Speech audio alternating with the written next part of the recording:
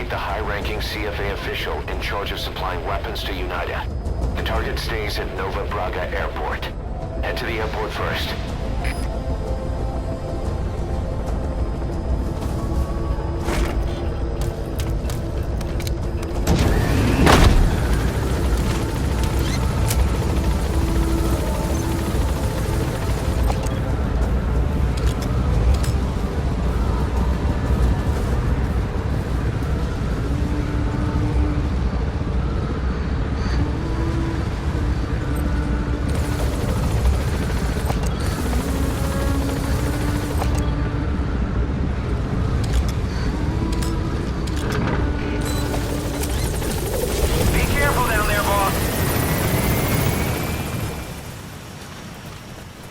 This is Kojima's last Metal Gear Solid game called The Phantom Pain. This is unlike any other Metal Gear Solid game. It's something like 84 hours to beat this game. Which, obviously, it's going to take you a lot longer than that, depending on your playing style and how you're going through the map. But either way, if you go loud in this game, it makes the game a lot tougher. The AI are extremely intelligent. They have a lot of different type of weapons. That's an anti-air gun that was over there up on the second floor. They have LMG set up on platforms as well. Tanks, multiple different type of tanks, choppers, all the good stuff. That will all come after you. If you get caught, they'll come after you. Just like Breakpoint, you can turn off lights. Every light's possible to shoot out. In the sense that it's sort of like Breakpoint, it is, except for it's on another level. And you build guns, whatever you want to build, beyond what Breakpoint will allow you to build. This is not just taking one gun, but it's taking multiple guns and interchanging them, barrels, blanks, everything.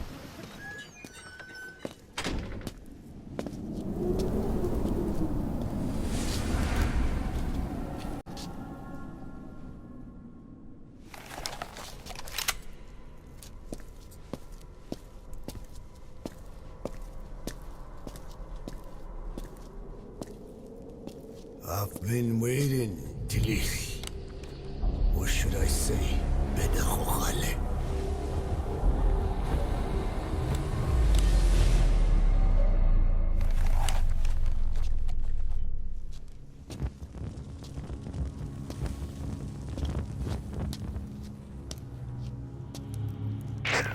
That's him.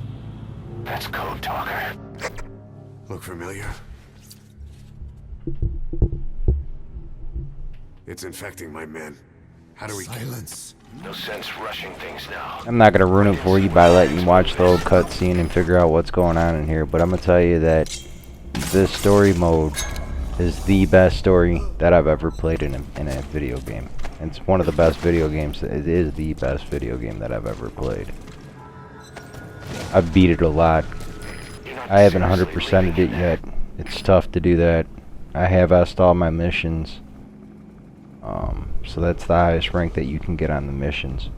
Some of them are extremely stealthy, that you have to play and participate extremely stealthy. The story mode in this game is unlike any other story mode though. It would be on my top 10 for movies. That's how good the story mode is in this. It's unbelievably good. Blood, sweat, and tears will be in it. So anything that you could ever think of for a story mode, solid. You can hug walls, grab walls, shoot behind cover, all that. Movement's a lot like Breakpoints. If you play Breakpoint, it's all the same movement. You can go third person, you can go first. It's up to you.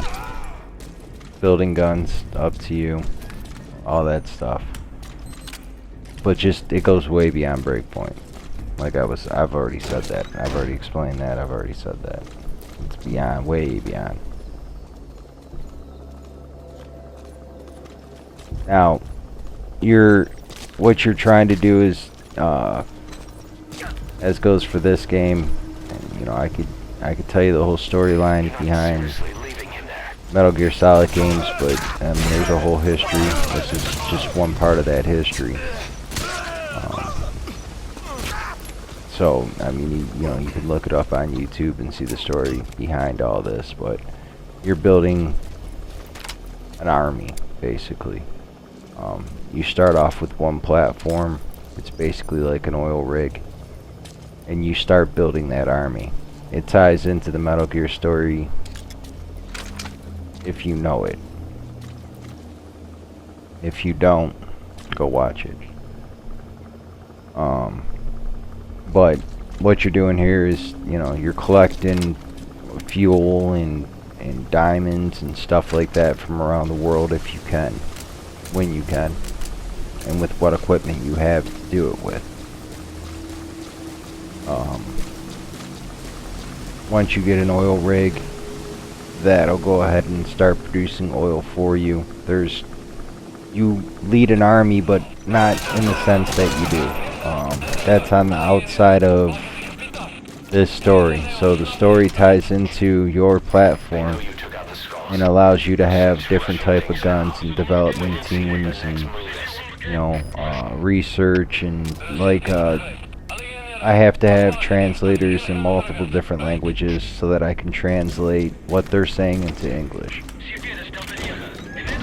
And that goes, you know, I had to obviously obtain the translators within the story mode to have them. They're part of my platform. They're on my platform or my base or whatever you want to call it, my headquarters or whatever. They do what they do here. So, I mean, everybody on my team has something to do with intel, intelligence, something. It's up to you to use them if you want to, and all that other good stuff. Now, you do send them to go off to missions, but none of them are witching in story mode. That base you protect. I'll show you what I'm talking about here in a second. You defend it from other players. So, if I want to go ahead and attack somebody's base, I can. But if they got, you know, 4 platforms, they're going to have, I don't know, 200, 300 guys on that. You got like 8 minutes to go ahead and steal their fuel and diamonds and stuff off of that and extract yourself out of there. If somebody is on my platform or on my headquarters or whatever trying to steal my shit, the game will alert me. I can go and defend it and help defend all my guys that are defending it. I can also go ahead and put up all types of security on it if I want. And I can put that anywhere I want, so it's random. You can have your guys wear equipment of whatever you choose. Your guys can, and there's another PvP mode too. I mean, that's not really PvP, but I mean, it's up to you. You guys can carry lethal guns or non-lethal guns, blah blah blah. You can build a nuke in this game. If you build a nuke, you will become a devil. You know, you'll be bloody as hell and you'll have a big old horn. That's up to you if you want to get out of that demon mode. Will take a lot of time. After building a nuke, I don't think it's possible. Or at least if it is, I'm not going to be able to do it. I've already built a nuke. A nuke's part of 100%ing the game, so if you want 100% the game, you can build a nuke. If you don't want 100% it, you don't have to. If you kill guys with tactics that are deadly, so if you're using lethal force, it will obviously, you know, this is a stealth game, it'll go towards your demon side of you and will turn you into a demon. If you don't kill anybody, it won't turn you into a demon. You could shoot them in the legs and transport them out to your hospital, and that way you don't have to kill them. And that's the only way that you'll be able to do that. This is my base or whatever. Not this is only one part of it that you're seeing. There's 5 different wings off of it, 4 in the middle, 4 platforms in the middle, and then 5 wings, plus I have 2 other platforms and I have 3 bases that are like this. lot.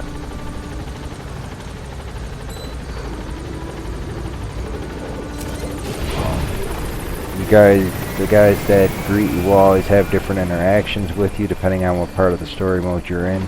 Some parts of the story mode are on this platform. Not too many, but some. I mean, you will definitely interact with this platform. This platform was designed to be the sole purpose of this game, so the story mode just goes around it now. It also has the it can be attack thing, and you know, as goes for the crates and stuff that are on here that look like cargo containers. How's it going, boss? They're part of what you can steal from other people's platforms and bring to your platform. You could also steal them from the environment too. The platform's huge. I mean, it's very, very big. It has cars on it and all kinds of stuff. You have all your soldiers on it. It has multiple different layers of defenses, security cameras, all kinds of stuff. All of which you can use and set up in whatever way you want to, so that you can have defense within your platform. It has multiple different layers. It has underneath too, all of which you can go ahead and set security up on, and when you're attacking other bases you can use that to try to get through. There's, you know, lasers and all kinds of stuff for detection, and then there's guys that you can set up with mortars and artillery guns and all kinds of stuff. So it's tough to steal shit from other people, and if somebody does steal anything from me, since I have a nuke, I could just nuke them if I want to. That's the good benefit about having a nuke, but like I say, it takes a long time to develop a nuke. It's part of the game. I don't know how else to explain it, but the platform's huge. As you can see, I was going through just some parts that you can go to within the platform. I also have, like I said, 2 other platforms outside of this platform. One of them is for quarantine, and then the other one is for animals that you can catch. Some of them being deadly, some of them not being deadly. Animals will attack you like bears and lions and all that stuff. They'll come after you in the world. They'll try to eat you up. Not only do you got guys to attend to, but you also got the environment to have to worry about as well. It's a unique game, and that's what you're seeing here. These are deadly animals. I have some that are not. If you haven't never played this game or don't know anything about it, I'm telling you, man, this is one of the best games ever built, especially for console and probably for PC as well. It's an excellent game to check out. It goes way beyond what most games go. The graphics in it are amazing. The detail, I mean, the design of it, the play of it, unbelievable. It's a very good game. Seriously, it's not out of the realm of being weird, and at the same time, I mean, it keeps it real, but at the same time, it's just huge. And the stuff that is, it fits in with a Metal Gear Solid game. It's just it's all the way around unbelievable, and this is why Kojima gets a lot of fanfare. I mean, I got birds, I got all kinds of different creatures that I've caught, but yeah, I would say definitely pick it up, take a look at it, give it a try, because all the stuff that you can do in this game is way beyond what you could do in Breakpoint by far. And it's got 2 huge ass worlds, so if you have never seen it, now you have. It's an excellent game.